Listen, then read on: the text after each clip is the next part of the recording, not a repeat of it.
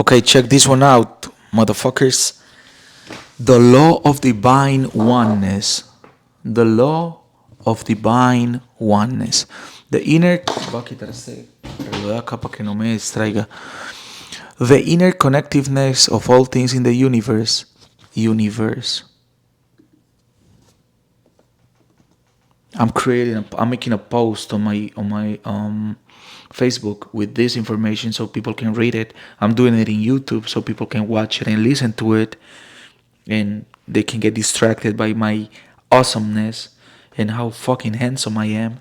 I look like a supermodel. Look at these tattoos. Look at this hair that I have on my hand and this beard and these pómulos. I don't know how to say pómulos. And my eyes that are light brown, like turning green sometimes. I'm just fucking beautiful, bro. It's subjective to say that I'm handsome. Okay. The inner connectiveness of all things in the universe. It says that everything and everyone is part of a collective unit which creates a unique essence. Everything is linked.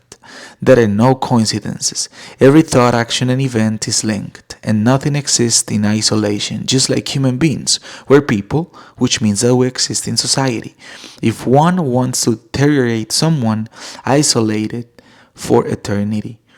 Bro, this is incredible. Like, the law of divine oneness basically talks about the importance of us understanding that we are all part of a collective consciousness. Like, it is in the post.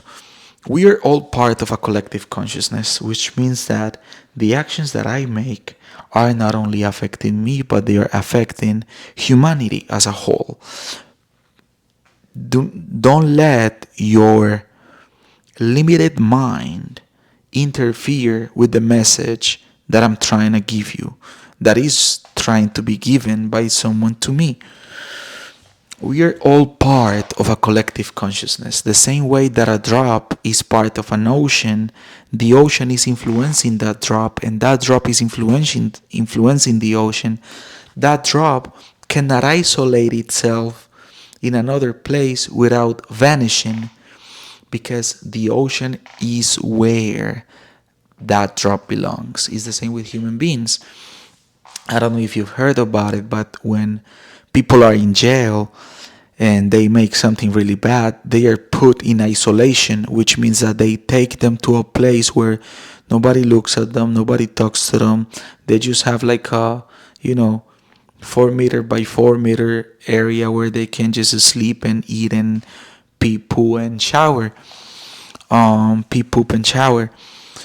So what happens with people is that whenever you're not seen by others, whenever you don't talk with others, whenever you're not being in a relationship, in a constant relationship with other people, you go crazy, because we are drops in an ocean and we need to be part of the ocean. If we isolate ourselves, just like the drop, we vanish.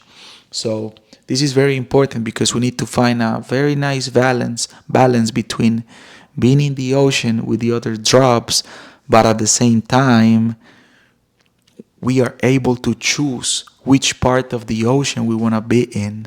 So coincidentally, I mean, not coincidentally, coincidences do not exist, but as part of the history of our lives, as part of the story of our lives, and remember that your story is your fortune, we were put in a specific part of the ocean. Remember, we're doing the analogy with the drops.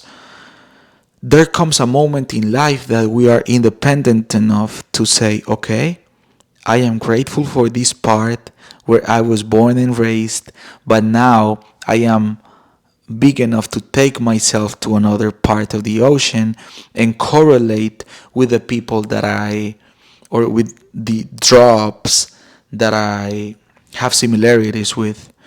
If you just stay in the same place, you're not going to achieve the greatness that you could if you are able to take yourself, and because we are all able to take ourselves and put our realities in the place where we think is better. But some people do it, some people don't. Not because some people can and some people can't. No, no, no.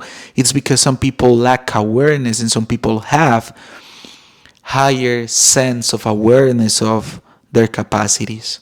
You know, I may be able to break this um, desk with my bare hand, but if my belief system tells me that my hand is gonna break, I'm not even gonna try. But if I firmly believe that I can break it, I'm gonna break it. I'll face the consequences of it, but I'll break it. You know what I'm saying? So the law of divine oneness is beautiful. The inner connectiveness of all things in the universe, it says that everything and everyone is part of a collective unit which creates a unique essence. Everything is linked. There are no coincidences. Every thought, action, and event is linked. And nothing exists in isolation. Just like human beings, we're people, which means that we exist in society. We can decide which society we want to exist in.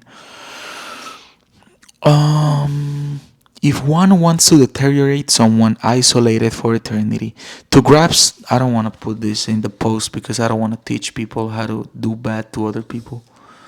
That's not the message that I want to share. To grasp the application of this law, imagine a vast ocean. Each drop of water is distant, yet it is as part of the larger body of the ocean as the ocean is part of the drop, influencing and being influenced by the entire ocean. Similarly, each individual is a unique expression of the same universal consciousness, and our actions and thoughts rip out to affect the whole unit of us as a race. You can think about it like Elon Musk. Elon Musk can decide to do something and that is going to affect everybody as a civilization. Why? Because Elon Musk has applied the laws of the universe in a way that he became someone of relevance. Some people decide to apply the laws of the universe to be someone of not relevance. But yeah, that's what it is. The law of divine oneness. We're all one and we achieve great things if we want. But we're part of a community, we're the human race, and we have to experience life with other people as much as we can. Avoid isolation, better choose who you want to be next to and who you want to be away from. That part is all good. You can be away from people, but be near other ones that are going to take you to the place you want to go to. I love you guys. The law of divine oneness. Awesome.